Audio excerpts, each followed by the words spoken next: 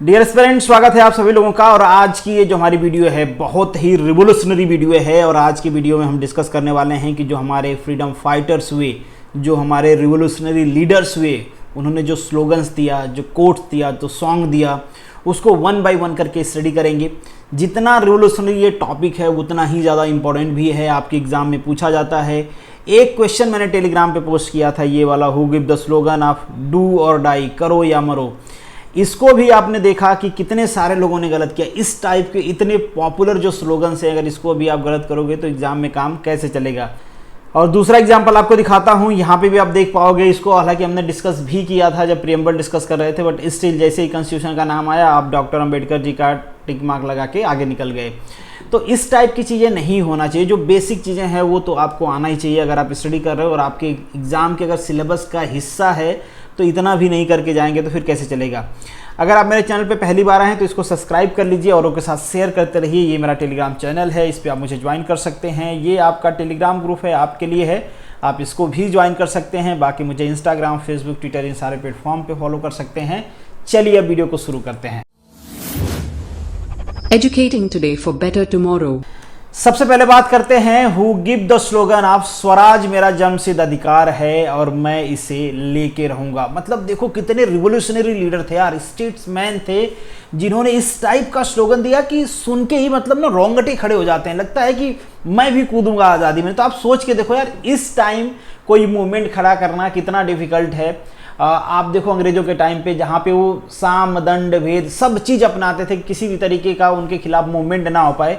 उस टाइम पे ये लीडर्स थे जिन्होंने मूवमेंट खड़ा किया अंग्रेजों के खिलाफ। बहुत बड़ी बात होती थी। नहीं तो आप देख के देखो, राजस्थान के बहुत सारे राजवाड़े हैं जो आज भी पॉलिटिक्स में एक्टिव हैं, मैं नाम नहीं लेना चाह रहा हूँ। उनके जो पूर्वज थे, बहुत आगे नहीं जाना है आपको, दूसरी पीढ़ी की ही बात कर लो आप, तो वो भी अंग्रेजों का साथ देते थे। तो उस टाइम में इन्होंने देश के लिए सर्व किया, देश के लिए मूवमेंट खड़ा किया और हमको आज़ादी दिलाई, जिसका हम आज मजा ले रहे हैं। और कुछ लोग ज़्यादा ही ले रहे हैं, कुछ लोग थोड़ा कम ले रहे हैं। This slogan is given by the बाल गंगाधर तिलक। यहाँ पे आपको बाल गंगाधर तिलक जी नजर आ रहे होंगे। बेसिकली महाराष्ट्र से बिलोंग करते हैं ये।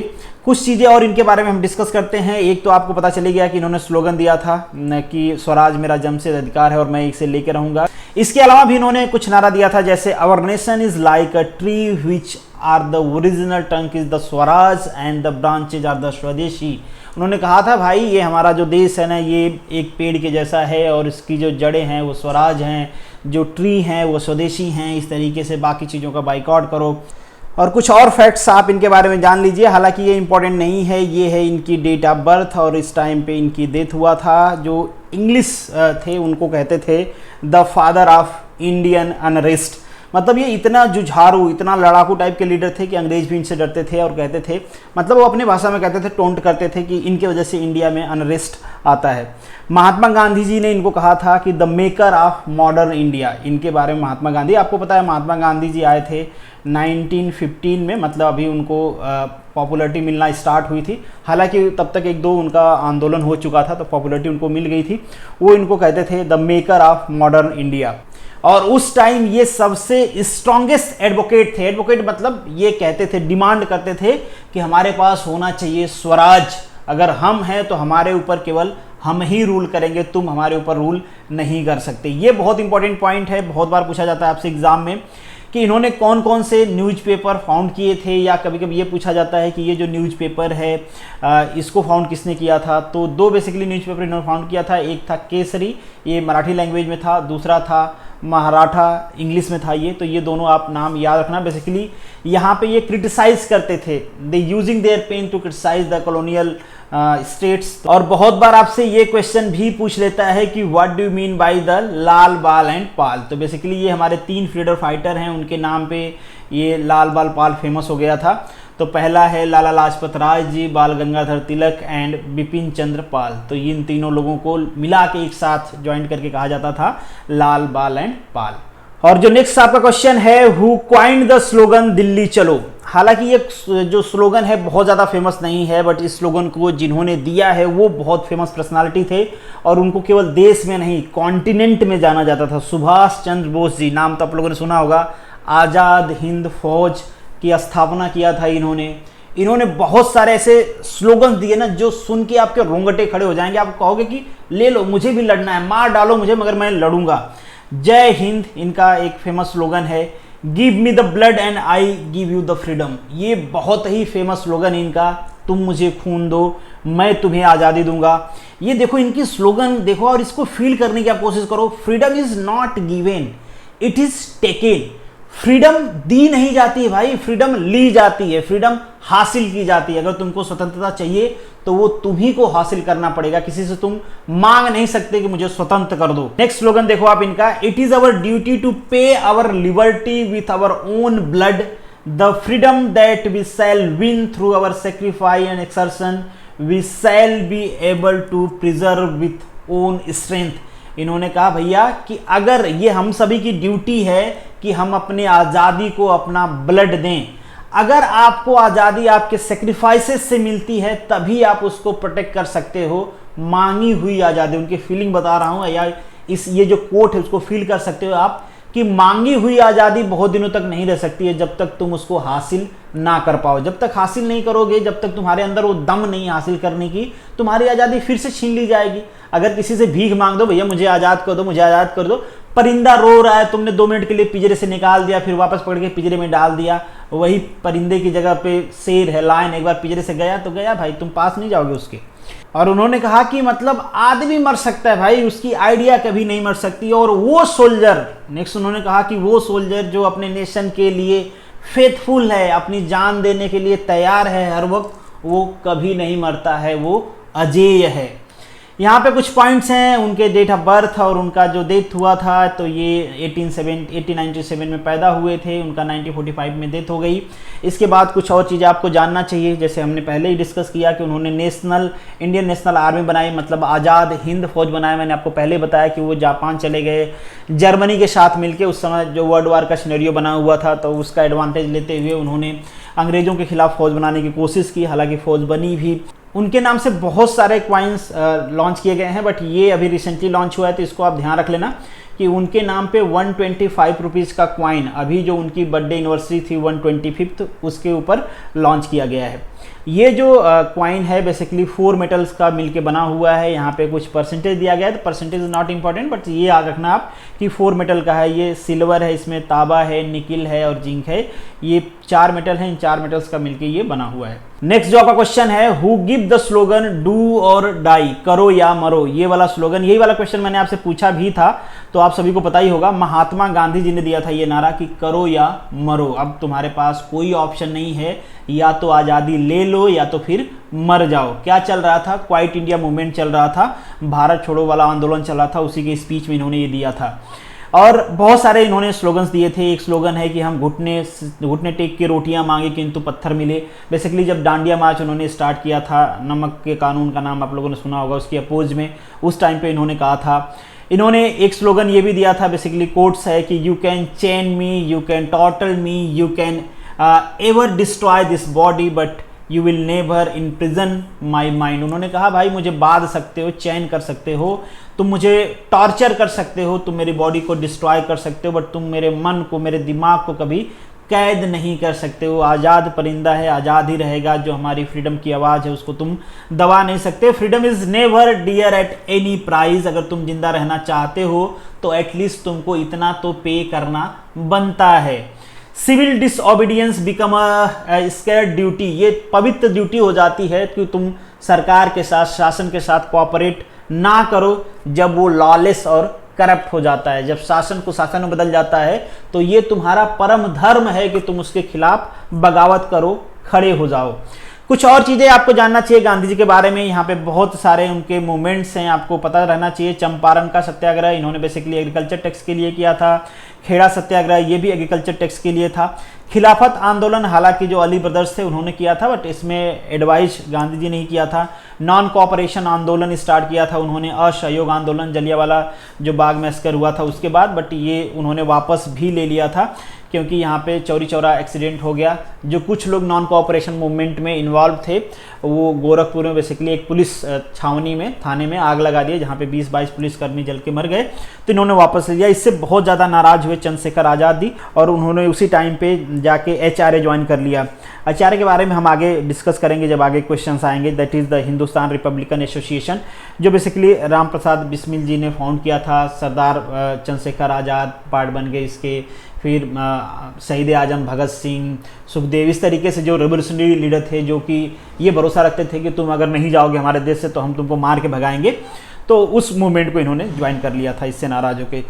सिविल डिसओबीडियंस मूवमेंट, जैसे कि मैंने आपको बताया, सविनय अवज्ञा आंदोलन, ये ईयर्स भी आपको याद रखने हैं। बहुत बार आपसे ये ईयर्स भी पूछे जाते हैं। बहुत बार आपसे सीक्वेंस भी पूछ लिया जाता है कि 3-4 आंदोलन आपको दे देंगे, मूवमेंट दे देंगे और पूछेंगे कि ये कब कब स्टार्ट हुए। ईयर वाइज इनका सीक्वेंस आपको बनाना होता है। डांडिया मार्च इन्होंने स्टार्ट किया था, ये भी 1930 में स्टार्ट किया था। क्विट इंडिया मूवमेंट 1942 में स्टार्ट किया था गांधी जी। उस समय वो वर्ल्ड वार का सिनेरियो चल रहा था, उसी में इन्होंने कहा था कि डू और डाई, भाई अब लास्ट स्टेज आ गया है, अगर अब आज़ादी चाहते हो तो तुमको कुछ करना पड़ेगा, या तो फिर ऐसे ही उनके चरणों में बिछ जाओ, तुम्हारा कुछ नहीं हो सकता है। नेक्स्ट क्वेश्चन है आपका, who coined the slogan a blow to the stick on my head will prove to be the nail of the cascade of British rule. मेरे सर पे ये जो लाठियों का प्रहार है, ये ब्रिटिश शासन के ताबूत की अंतिम कील साबित होगी, लास्ट कील साबित होगी। किसने कहा था, किसके ऊपर लाठियां बरसाई गई थी और उसके बाद उनका देहांत हो गया था? That is Lala Lajpat Rai ji. Basically हुआ क्या था, लाला लाजपत राय जी प्रदर्शन कर रहे थे, Simon commission go back, Lahore में प्रदर्शन चल रहा था, ये उसको लीड कर रहे थे। और उसी टाइम जो सुप्रिटेंडेंट पुलिस था जेम्स ए स्कॉट, उन्होंने ऑर्डर दे दिया लाठीचार्ज का और स्पेशली टारगेट किया गया लाला लाजपत राय जी को। बहुत चोटें आई, बाद में इनको हॉस्पिटलाइज किया गया और नवंबर में इनकी डेथ हो गई थी। आगे भगत सिंह ने तब प्लान किया, इसके बाद ही भगत सिंह ने प्लान किया था कि इसको शूट आउट करना है, और जो आपकी असेंबली बम वाली प्लानिंग थी वो भी हुई थी। ये सारी चीज़ें आगे हम डिस्कस करेंगे। इनको पंजाब केसरी भी कहा जाता था, और ये बेसिकली इससे पहले हमने डिस्कस किया था कि लाल बाल एंड पाल, तो उसमें से एक थे ये लाला लाजपत राय जी, बाल गंगाधर तिलक एंड विपिन चंद्र पाल। जो नेक्स्ट क्वेश्चन है आपका, who coined the slogan of सरफरोशी की तमन्ना अब हमारे दिल में है। किसने क्वाइन किया था? दैट इज राम प्रसाद बिस्मिल दी, और ये भी एसोसिएटेड है आपके HRSC से। पहले हमने डिस्कस किया, जो चंद्रशेखर आज़ाद जी थे उनको इन्होंने ज्वाइन कराया था HRA, मतलब हिंदुस्तान रिपब्लिकन एसोसिएशन, और उसके लिए ये फंड जुटाने का काम करते थे, जिसके लिए लूटपाट भी करते थे जो अंग्रेज़ थे उनके खजाने का। स्टोरी भी है, कंस्पिरेसी भी है इनके अगेंस्ट में, वो भी हम डिस्कस करेंगे। और ये तो स्लोगन इनका हमने देख लिया। एक बहुत ही पॉपुलर कोट्स है इनका कि अगर मुझे 1000 बार मेरी ज़िंदगी मेरे मदरलैंड के लिए देना पड़े तो मैं सॉरी नहीं हूँगा, और मैं भगवान से दुआ करता हूँ कि 100 बार मेरा जन्म हो तो इसी धरती मतलब भारत देश पे हो, और मैं भगवान से ये भी दुआ करता हूँ कि हे भगवान, ये जितनी भी ज़िंदगी तुम मुझे दे रहे हो, इस बात का अधिकार भी देना कि ये सारी ज़िंदगी मैं अपने देश के, अपने मदरलैंड के नाम कर पाऊँ। सोच के देखो यार, कितना सेक्रीफाइस थी, किस टाइप की फीलिंग थी अपने देश के लिए लोगों के पास, और हमारे पास आज क्या है, उस आज़ादी का हम क्या कर रहे हैं आप देख ही रहे हो। और यहाँ पे इनका ये डेट ऑफ बर्थ है, इस टाइम ये पैदा हुए थे, कुछ 30 के एज में ही इनको हैंग कर दिया गया था, मतलब इनको डेथ सेंटेंस दे दिया गया था। यहाँ पे कुछ कंस्पिरेसी में इनका नाम आया था। कंस्पिरेसी उस टाइम के अंग्रेज उसको कंस्पिरेसी कहते थे, आज हर जगह डॉक्यूमेंट्स में आपको यही लिखेगा। पहला है मैनपुरी की कंस्पिरेसी। मैनपुरी की कंस्पिरेसी कुछ ऐसी थी कि इन्होंने कुछ पोस्टर्स बनवा रखे थे। पोस्टर्स में लिखा हुआ था कि देशवासियों के नाम संदेश, बेसिकली ये फंड राइज करना चाहते थे अपने मूवमेंट्स, आंदोलन के लिए। और एक और था कि मैनपुरी की प्रतिज्ञा, इस टाइप के कुछ पोस्टर थे जिसको लगाना था। पुलिस को पता चल गया, पुलिस ने घेराबंदी किया। हालांकि उस टाइम ये दिल्ली निकल गए, और ये भी पुलिस को इन्फॉर्मेशन थी कि दिल्ली और आगरा के बीच में चोरी होने वाली है ट्रेन्स की या व्हाट एवर दैट। फिर पुलिस ने घेराबंदी की। आगरा में इन लोगों का काउंटर आपस में फायरिंग हुई दिल्ली आगरा के बीच में, और ये जमुना जी में छलांग लगा गए। तब पुलिस वालों को ऐसा लगा कि इनको गोली लग गई है और वो मर गए, बट ऐसा हुआ नहीं था, तो उसी को नाम दे दिया गया मणिपुर कंस्पिरेसी। और काकोरी कंस्पिरेसी के बारे में आपको पता ही है, ट्रेन की रॉबरी हुई थी। बेसिकली यही उन लोगों के पास सोर्स था फंड कलेक्ट करने का। हालांकि बहुत सारे दूसरे फ्रीडम फाइटर थे जो कि फंड देते थे, बट कई सारी विचारधारा थी तो फंड का थोड़ा सा प्रॉब्लम था, इसलिए इन्होंने एक दूसरा रास्ता चुना था कि जो सरकारी फंड है वो भी तो हमारा ही है, हमारे देश का ही है, तो हम वहाँ से फंड इकट्ठा करेंगे, यूज़ करेंगे। बाद में इन सारे कंस्पिरेसी के चलते इनको हैंग कर दिया गया 1927 में। और जैसे कि हमने पहले बात किया कि ये एसोसिएटेड थे हिंदुस्तान रिपब्लिकन एसोसिएशन से, बाद में उसका नाम पड़ गया था हिंदुस्तान सोशलिस्ट रिपब्लिकन एसोसिएशन। तो ये सारे मेंबर से आप देख पाओगे उस टाइम के जो एकदम क्रांतिकारी लोग थे वो इसके मेंबर थे। अब जब इनको डेथ सेंटेंस दे दिया गया तो इनके डेथ सेंटेंस से पहले जैसे कि आपने देखा कि लाला लाजपत राय को लाठीचार्ज हुआ था, उसके बाद उनकी डेथ हो गई थी और राम प्रसाद बिस्मिल जी को हैंग कर दिया गया, फांसी दे दी गई। अब इन दोनों का बदला लेना था। किसको बदला लेना था? बेसिकली इनकलाब जिंदाबाद। इनकलाब जिंदाबाद का नारा तो आप सुनते ही सरदार भगत सिंह जी को याद करते होंगे। तो सरदार भगत सिंह जी ने प्लान किया था कि हम इन दोनों का बदला लेंगे अंग्रेजों से। हालांकि ये जो नारा था इन्होंने क्वाइन नहीं किया था, इस नारा को क्वाइन किया था मौलाना हरसद मोहानी जी ने। बट ये नारा पॉपुलर तब हुआ जब इसको भगत सिंह जी अपने राइटिंग में, अपने स्पीचेज में यूज करने लगे। उस टाइम पे पॉपुलर हुआ और तब ज़्यादा पॉपुलर हो गया जब असेंबली में बम फेंक के वहीं पे खड़ा होकर ये लोग इनकलाब जिंदाबाद चिल्ला रहे थे। अब भाग सकते थे, इतना धुआं था कोई नहीं पकड़ पाता, बट इन्होंने इनकलाब जिंदाबाद चुना कि भाई पकड़ लो, हमने बम फेंका है। तो उसके बाद बहुत ज़्यादा पॉपुलर हो गया ये नारा। ये थोड़े से कम्युनिस्ट विचारधारा के थे, तो ये कहते थे कि साम्राज्यवाद का नाश हो, मतलब साम्राज्यवाद को मानते नहीं थे ये। कम्युनिज्म की बुकें पढ़ते रहते थे, आप लोगों ने बहुत सारी ऐसी स्टोरी सुनी होंगी। इनके भी कुछ फेमस कोट्स हैं। They may kill me but they can not kill my ideas, they can crush my body but they will not able to crush my spirits. जो मेरे स्पिरिट्स है, जो मेरी फीलिंग्स है, आप उसको क्रश नहीं कर सकते। आप मुझे मार सकते हो, मेरे आइडिया को नहीं मार सकते। आप मेरी बॉडी को क्रश कर सकते हो मगर मेरे विचारों को नहीं। इन्होंने एक और बहुत फेमस कोट्स भी कहा था। इन्होंने कहा था कि रिवोल्यूशन के लिए उग्र संघर्ष की जरूरत नहीं है, ना ही इंडिविजुअल प्रतिशोध की भावना की जरूरत है, नहीं प्रतिशोध की जरूरत है, नहीं इसके लिए बम और पिस्तल का कल्ट चाहिए, वैसा कोई पंथ चाहिए कि आप उसी से लड़ सकते हो। रिवोल्यूशन तो वो है जो सिस्टम को बदल दे। तो ये सारे इन लोगों के कोट्स थे, आपको ध्यान रखने। हालांकि ये सारे कोट्स तो नहीं पूछे जाते हैं, कुछ जो बहुत पॉपुलर कोट्स हैं वही आपसे एग्जाम में पूछे जाते हैं। इनको भी 23 ईयर के एज में हैंग कर दिया गया था, मतलब फांसी दे दी गई थी। रीजन क्या था? रीजन 2 था, बट फांसी जो इनको हुई थी वो इसी केस में हुआ था कि लाला लाजपत राय जी का जब डेथ हुआ लाठीचार्ज की वजह से, और ये जो ऑर्डर था ये स्कॉट ने दिया था। तो अब डिसाइड हो गया था, भगत सिंह जी ने डिसाइड कर लिया था, या उनकी जो पूरी टीम थी उन्होंने डिसाइड कर लिया था कि इसको सबक सिखाना, इसको गोली मार दिया जाएगा। बट मिस्टेकन आइडेंटिटी की वजह से जब उन्होंने गोली मारी तो वहाँ पे जो डेथ हुई थी that is the sun run, तो उसके खिलाफ, इन लोगों के खिलाफ केस बन गया था। हालांकि ये लोग लाहौर से स्केप होके आ गए थे, इधर लखनऊ आ गए थे, वहाँ से भेस बदल के ये लोग भाग गए थे। बट फिर दूसरा केस हो गया दिल्ली असेंबली बमिंग का। ये केस क्यों किया गया?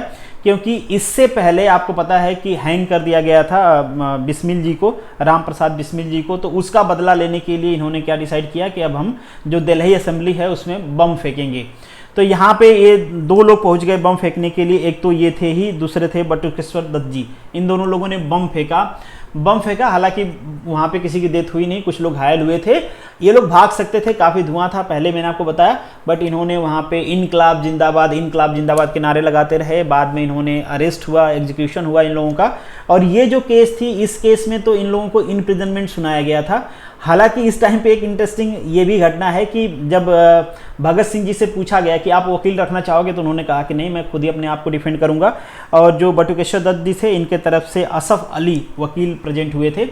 तो बटुकेश्वर दत्त जी तो बाद में रिलीज कर दिए गए जेल से, जो भी उनका इम्प्रिजनमेंट था वो काट के रिलीज कर दिए गए। बट उसी टाइम पे जब ये जजमेंट आया, इसका जजमेंट आया, असेंबली बमिंग वाला जब जजमेंट आया, उसी टाइम पे जो लाला लाजपत राय के चक्कर में यहाँ पे मारे थे ये लोग, इसका भी जजमेंट आया और इस जजमेंट में उन लोगों को फांसी की सज़ा दे दी गई।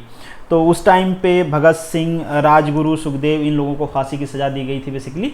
तो ये पूरी कहानी है इन लोगों की। नेक्स्ट क्वेश्चन है आपका, हु क्वाइंड द स्लोगन दुश्मन की गोलियों का सामना हम करेंगे, आज़ाद ही रहे हैं, आज़ाद ही रहेंगे? किसने कहा था? बस आज़ाद जी ने कहा था, दैट इज चंद्रशेखर आज़ाद जी। एक इनका और भी बहुत फेमस कोट्स है, इन्होंने कहा था कि अभी भी तुम्हारा अगर खून नहीं खौला तो एक बार चेक कर लो कि तुम्हारे नसों में खून ही बह रहा है या फिर पानी बह रहा है, और वो जवानी किस काम की है जो अपने मदरलैंड की सर्विस ना कर पाए। और इनको भी 24 की एज में मार दिया गया था। जैसे मैंने आपको इससे पहले बताया कि महात्मा गांधी जी ने जब नॉन कोऑपरेशन मूवमेंट को वापस लिया तो इन्होंने ज्वाइन कर लिया था हिंदुस्तान रिपब्लिकन एसोसिएशन को, और वहाँ पे ये फंड कलेक्ट करने के काम करते थे। और फंड कलेक्ट करने का ये कही जरिया था, मैंने पहले ही बताया, चूँकि बिस्मिल साहब के साथ मिलकर बिस्मिल साहब के गाइडेंस में इन्होंने ज्वाइन किया था, तो ये भी वही काम करते थे कि जो सोना हो लूट लेना, जो दूसरे सरकार के खजाने हो वो लूटना। तो इनके ऊपर भी कई सारे चार्जेस थे, और जो अधिकारी थे पुलिस वाले उनको खबर मिली कि अभी पार्क में हैं, वो इलाहाबाद अल्फ्रेड पार्क में हैं, वहाँ पे पुलिस ने चारों तरफ से पार्क को घेर लिया, काउंटर फायरिंग हुई दोनों तरफ से, और आज़ाद जी एक पेड़ के पीछे छिप के फायरिंग कर रहे थे। बहुत फेमस कहानी है। लास्ट में इनके गन में एक ही गोली बची, और इनका तो प्लेज था कि भाई हम आज़ाद हैं, आज़ाद ही रहेंगे, जिंदा मुझे कोई नहीं पकड़ सकता है। तो इनकी जो लास्ट बुलेट थी, अपने लास्ट बुलेट से इन्होंने खुद को ही शूट कर लिया। तो वाह, क्या गजब की स्पिरिट थी। नेक्स्ट जो क्वेश्चन है, ये भी बहुत बार आपसे पूछा जाता है कि नेशनल सॉन्ग किसने दिया है वंदे मातरम का, दैट इज बकिंघम चंद चट्टोपाध्याय। इनको बकिंघम चंद चटर्जी भी कहा जाता है, दोनों नाम से जाना जाता है। बेसिकली एक नोवेलिस्ट थे, पोएट थे, जर्नलिस्ट थे, तो इन्होंने ये बेसिकली आपको नेशनल सॉन्ग दिया था। कंफ्यूज मत हो जाना, आपका एंथम और नेशनल सॉन्ग दोनों अलग अलग है। मतलब जनगण मन इज द नेशनल एंथम, ठीक है। उसको किसने दिया है? रविन्द्रनाथ टैगोर जी ने दिया है। वो भी आगे क्वेश्चन आएगा। इनका एक और कोट्स है, आपको ध्यान रखना चाहिए, वैसे तो पूछा नहीं जाता है, बहुत ज़्यादा इंपॉर्टेंट नहीं है। कहा गया है कि जब आदमी डाउट में होता है तो सबसे पहले वो वहाँ जाता है जहाँ पे उसको फर्स्ट कॉल आता है।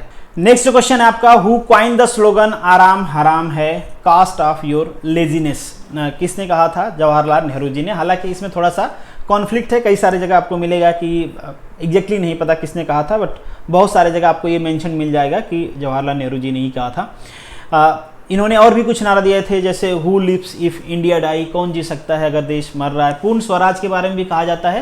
पूर्ण स्वराज का भी कई सारे जगह आपको मिलेगा कि पंडित जवाहरलाल नेहरू जी ने दिया था, बट एग्जैक्टली पॉपुलरिटी उसको तब मिली थी जब नेहरू जी ने कई सारे जगह पे रिकमेंड किया था इसको, बट इसको भी हसरत मोहानी जी ने ही दिया था, जिन्होंने इनकलाब जिंदाबाद दिया था। इससे पहले भगत सिंह वाला जो नारा हम पढ़ रहे थे, तो पूर्ण स्वराज का भी पहली बार उन्होंने ही नाम लिया था। खैर, बाकी चीज़ें भी आपको जानना चाहिए कि ये हमारे देश के फर्स्ट प्राइम मिनिस्टर थे। हमारे देश को इन्होंने प्रियम्बल दिया, जो क्वेश्चन भी मैंने पोस्ट किया था कि ऑब्जेक्टिव हमारे कॉन्स्टिट्यूशन के लिए किसने दिया था। भारत रत्न इनको मिला था 1955 में। हालांकि उस टाइम पे ये हमारे देश के प्राइम मिनिस्टर भी थे, तो थोड़ा सा क्रिटिसिज्म भी होता है कि इन्होंने खुद ही को रिकमेंडेशन दिया कि हमको भारत रत्न दिया जाए। हालांकि जो भी हो। नेक्स्ट जो का क्वेश्चन है, हु क्वाइंड द स्लोगन कर मत दो, मतलब डोंट गिव टैक्स। बगावती नेचर के iron man of the India कौन है भाई? सरदार पटेल जी। इनको स्टेट्समैन कहा जाता है, मतलब एक ऐसे रिवोल्यूशनरी लीडर थे ये, इतना विजनरी लीडर थे। इनको पता था कि किस समस्या को, किस प्रॉब्लम को किस तरीके से हल करना है। बहुत सारे हिस्टोरियन ऐसा मानते हैं कि शायद ये हमारे फर्स्ट प्राइम मिनिस्टर रहा होते तो हमारे देश का मैप कुछ और रहा होता। खैर वो बार की बात है, उसके और भी कई सारे कॉन्सिक्वेंसेस थे, बट वो सारी चीज़ें हम यहाँ पे डिस्कस नहीं करने वाले हैं, कभी टाइम मिलेगा तो डिस्कस करेंगे। इनका एक बहुत ही फेमस कोट्स है, man power without the unity is not a strength. लोगों में अगर यूनिटी नहीं है तो स्ट्रेंथ नहीं आएगी। इंडिविजुअल पावर को तुम कभी यूटिलाइज नहीं कर पाओगे। जब तुम यूनाइट हो जाओगे तो ये जो तुम्हारी यूनिटी है वो स्पिरिचुअल पावर बन जाएगी, जिससे कोई लड़ नहीं सकता है। सरदार वल्लभ भाई पटेल जी को कहा जाता है कि ये हमारे देश के स्टेटमेंट से कहा जाता है कि ये हमारे, कहा नहीं जाता एग्जैक्टली, है ऐसा कि हमारे देश बहुत सारे प्रिंसली स्टेट्स में डिवाइड था। बहुत सारे छोटे छोटे राजा थे, राजवाड़े थे, उन सबको प्यार से, ज़बरदस्ती से, साम दंड जो भी तरीका लग सकता था वो लगा के इन्होंने जो भारत का अभी का प्रेजेंट का मैप है, जो मॉडर्न इंडिया है जो आप देख रहे हो, ये अगर ऐसा दिख रहा है तो उसके लिए केवल और केवल जो क्रेडिट जा सकती है वो सरदार पटेल जी को जा सकती है। जब आप पूरा स्टोरी पढ़ोगे तो आपको पता चलेगा कि कितना क्रिटिकल सिनेरियो में इन्होंने कितना विजनरी डिसीजंस लिए हैं, जिसके वजह से हमारा देश आज ऐसा दिखता है। इनको मरणोपरांत भारत रत्न दिया गया 1991 में। इनके नाम से स्टैचू ऑफ यूनिटी भी बना है, आप सभी को पता ही होगा। तो ये सारे इंपॉर्टेंट पॉइंट्स है, आप इनको ध्यान रखना। एक बहुत इंपॉर्टेंट पॉइंट है, पूछा जाता है आपसे एग्जाम में कि iron man of the India कौन है। सरदार पटेल जी को आयरन मैन ऑफ इंडिया भी कहा जाता था। इनको बिस्मार्क भी कहा जाता था इंडिया का। बिस्मार्क जर्मनी के पहले चांसलर थे और उनको आयरन चांसलर कहा जाता था। तो ये दोनों उपाधि वहाँ से इनको दिया गया कि ये भी हमारे देश के बिस्मार्क हैं, हमारे देश के आयरन मैन हैं।